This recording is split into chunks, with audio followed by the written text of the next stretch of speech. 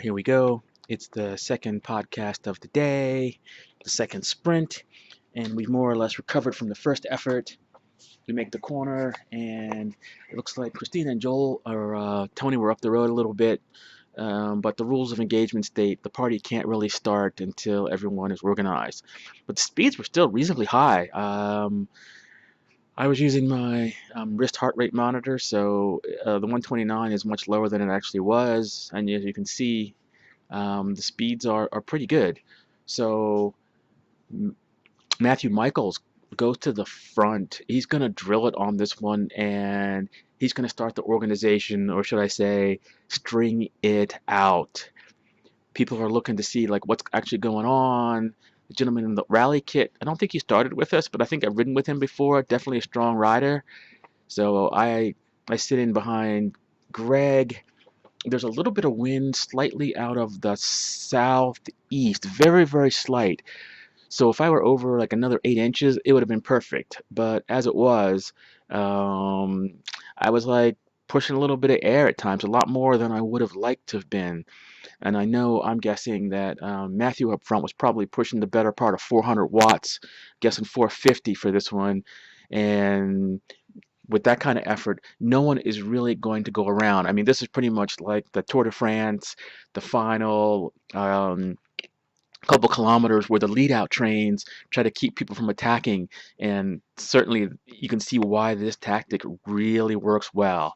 So Matthew's still out front. It's probably almost, as you can see from the graph, 3/4 of a mile into this 2 mile effort, and he is still the man up front. Not certain how long this was actually going to last. I was hoping that somebody else would take over and the speeds wouldn't be quite as high so I could get a little recovery, because if you just add like 30 beats to my heart rate, it's probably more correct. So I'm probably in the 160s, which I can hold for a little while, but I'd rather have some recovery for the sprint. So it looks like we're probably right now at almost a 1 mile point, and Matthew's still out there.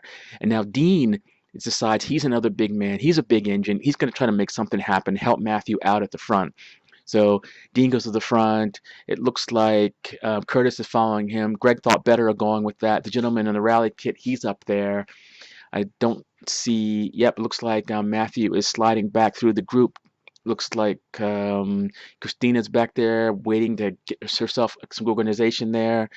So still hammering Dean at the front, and it looks like I can see Curtis is getting ready to take over. So now Curtis is at the front. So we have basically three big engines just drilling it. Uh, it's definitely hard. No one's looking to go around. We see Matthew falling back through the pack, looking good. Well done, sir. Well done, sir. I fall off for a little bit. Got to throw down a little bit of water to get back on Greg's wheel. But Curtis is just like throwing it down. Like he won this one last week, but it was a much later move. But after winning it once that way, hey, you must try something a little different. So here I come, trying to get a little bit better position. I don't know if Greg was falling back a little bit, but I definitely wanted to be on somebody's wheel. And it looked like there goes Tony. I'm throwing down the better part of 450, 60 watts, just trying to keep my position here.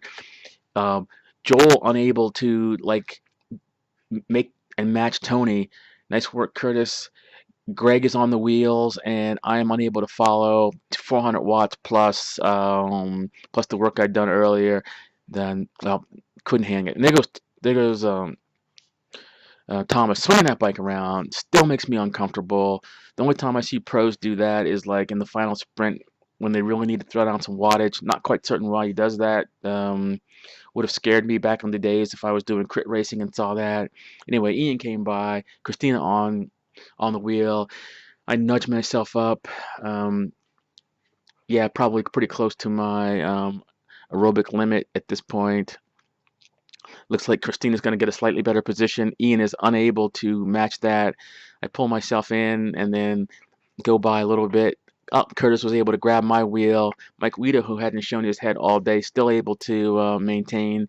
Looks like, I don't know where Kerry was, but definitely a good time was had by all. Good sprint. I think Tony won that one. or at least was in contention. I probably would have went a little bit later, but definitely a good move. I mean, no one was able to stay with him. He got a good gap, actually showing that he's got a lot of sprint ability. Maybe I'll ask him for his power data one of these days, see if I want to throw that down. It might make for an interesting video. Anyway, thanks guys. Peace.